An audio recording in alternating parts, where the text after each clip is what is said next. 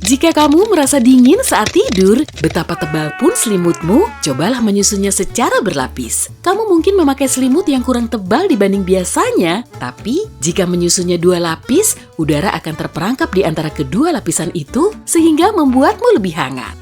Hal yang berlawanan juga berlaku jika kamu merasa gerah, selimut yang berlapis tidak akan membantumu meskipun selimut itu tipis. Pakailah satu selimut saja agar tetap lebih sejuk. Satu trik lain untuk tidur lebih mudah, meski di malam yang paling panas, adalah dengan tidur memakai selimut basah. Ya, kamu boleh menertawakan ini. Tentu saja, pastikan kamu hanya akan mempraktikkan tips ini ketika merasa terlalu panas. Satu hal yang tidak boleh basah ketika pergi tidur adalah rambutmu. Bukan saja menyebabkan kerusakan rambut dan menambah kusut, tindakan ini juga bisa melemahkan sistem imunmu dan bahkan menyebabkan ketombe. Di Guatemala, orang punya boneka khawatir untuk membantu mereka tidur. Kapan saja khawatir akan sesuatu, mereka menceritakan masalahnya kepada boneka itu dan meletakkannya di bawah bantal. Menurut legenda, boneka ini bisa menjauhkan semua masalah dan membantu orang tidur lebih nyenyak. Kalau kamu meletakkan sebuah boneka di bawah bantalmu, esok paginya kamu bisa bangun tanpa beban sama sekali. Jika kamu cenderung tertidur sebentar setelah makan siang besar, Cina mungkin tempat yang cocok untukmu. Di Cina, orang diizinkan tidur siang di kantor. Itu menjadi bagian dari budaya perusahaan. Di Bali, orang mempraktikkan jenis tidur yang disebut tudut pules atau tidur meditatif. Mereka belajar untuk tidur selama beberapa detik untuk menghindari stres dan kecemasan. Tertidur dengan cepat bisa melawan rasa takut dan membawa ketenangan. Mungkin ini alasannya orang mengatakan Bali adalah salah satu tempat yang paling bahagia di dunia. Di malam hari, cahaya sangat tidak nyaman, tapi sebenarnya kamu butuh itu untuk tidur nyenyak. Jika selama siang hari kamu tidak cukup mendapat sinar matahari, akan lebih sulit tertidur di malam hari dan mungkin kualitas tidurmu buruk. Sebuah penelitian mengungkap bahwa paparan sinar matahari selama 2 jam sehari akan meningkatkan durasi tidur sebanyak 2 jam. Usahakan hindari sinar biru beberapa jam sebelum pergi tidur. Kebanyakan alat elektronik seperti TV, laptop, dan ponsel mengeluarkan sinar biru. Sinar ini menipu otakmu sehingga mengira hari masih siang, maka kamu tidak tidur nyenyak. Jika tidak bisa tidur sebelum mengecek sosial media, kamu bisa mengunduh aplikasi yang bisa menghalangi sinar biru atau periksa penyetelan ponselmu. Agar produktif dan tidak melewatkan apapun, Leonardo da Vinci memakai jadwal siklus tidur Uberman. Dia hanya tidur selama 20 menit, tapi melakukannya setiap 4 jam. Dengar-dengar, inilah rahasia produktivitasnya. Seorang atlet terkemuka mengakui bahwa agar produktif, dia membuat lingkungan yang menyerupai pegunungan dengan menurunkan jumlah ketersediaan oksigen. Dengan begitu, tubuhnya dipaksa bekerja lebih keras dan menghasilkan lebih banyak sel darah merah. Mungkin ini tampak ekstrem, tapi trik ini membantu atlet tersebut meningkatkan daya tahannya dan memberikan hasil yang lebih baik.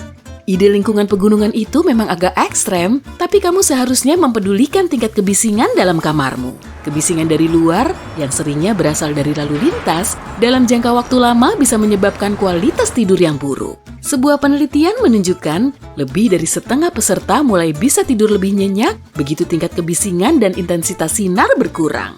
Suhu kamar tidur juga penting, 21 derajat Celcius terasa nyaman bagi kebanyakan orang. Jika suhu dalam kamar terlalu panas, mungkin kamu akan sulit tertidur dan kualitas tidur mungkin juga akan relatif buruk. Satu lagi pemikir besar, Nikola Tesla, tidak begitu suka tidur seperti Da Vinci. Dia juga mengikuti siklus tidur Uberman dan tidak pernah tidur lebih dari beberapa jam sehari. Dia pernah berkata telah bekerja selama 84 jam tanpa henti. Sebagian orang membagi harinya menjadi 2 bagian. Tindakan ini membantu mereka menyelesaikan lebih banyak hal dalam 24 jam. Misalnya, beberapa mantan presiden bekerja 2 shift dalam sehari. Mereka bangun sekitar jam 7 pagi, bekerja sampai jam 2 siang, lalu tidur siang. Pada jam 4 sore, mereka biasanya akan memulai shift yang kedua dan bekerja sampai pagi. Sebagian orang membutuhkan ritual untuk tertidur meski saat sudah dewasa. Ritual itu bisa berupa apa saja yang membuat mereka nyaman, membaca beberapa halaman buku, mendengarkan musik menenangkan, atau minum segelas susu hangat. Yang mengejutkan, aluminium foil dapat memperbaiki kualitas tidurmu secara dramatis. Orang-orang biasanya hanya memakai penutup berwarna gelap, tapi kamu bisa coba memakai aluminium foil di jendela. Kertas ini akan memantulkan sinar yang tak diinginkan dan juga bisa menjauhkan hawa panas saat cuaca tak tertahankan. Sebagian orang mengatakan derau putih membantu mereka tidur lebih cepat dan nyenyak. Ternyata perpaduan frekuensi yang bisa didengar manusia mampu membantumu tidur nyenyak. Kamu bisa meningkatkan produktivitas sampai sekitar 10% jika mengunyah permen karet. Jika mengunyah permen karet adalah bagian dari kebiasaan sehari-harimu, kegiatan ini bisa meningkatkan kemampuan kognitifmu, menurunkan hormon stres, membuatmu tetap terjaga, dan membentuk otot pengunyah. Pada dasarnya, sebagian besar buah beri mengandung antioksidan yang membantu meningkatkan keterampilan motorik dan mendatangkan keajaiban bagi daya ingatmu. Dan semakin gelap warnanya, semakin banyak pula kandungan antioksidannya. Blueberry adalah pilihan yang tepat. Tidur terbaik adalah tidur malam, tapi jika kamu tidak tahan untuk tidak tidur siang, pastikan menyetel alarm tidak lebih dari 20 menit. Cara lain untuk mengatasi kantuk di siang hari adalah dengan berjalan-jalan sebentar. Segelas air dingin juga bisa menghilangkan rasa kantuk. Jika kamu butuh tidur siang, pastikan melakukannya tidak lebih dari jam 5 sore. Kalau tidak, kamu akan kesulitan untuk tidur di malam harinya. Jika sakit punggung menyulitkanmu tidur miring, bantal bisa membantumu. Letakkan bantal di antara kedua kakimu guna meluruskan pinggul. Ini bisa meredakan rasa sakit dan membantu mengurangi tekanan di punggung bagian bawah. Cara ini juga bisa mengatasi nyeri lutut jika kamu tidur terlentang.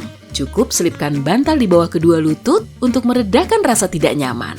Nah, kamu harus waspada terhadap kafein. Bahan ini bisa membuatmu tetap energik dan mengganggu tidurmu.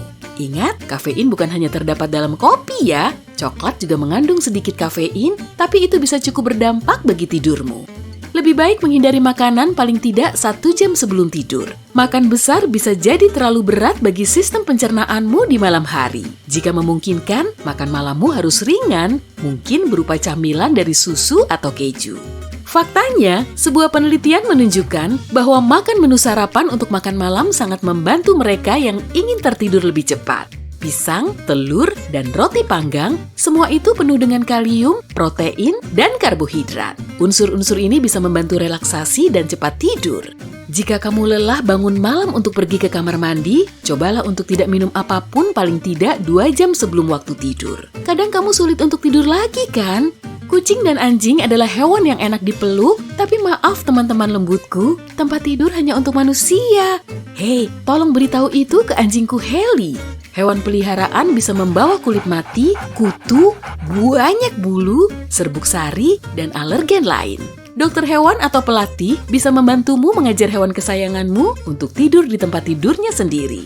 Jika merasa mustahil untuk tidur, mungkin saja kamu tidak lelah. Jika kamu tidak juga tertidur setelah 20 menit, cobalah bangun dan lakukan sesuatu yang menenangkan.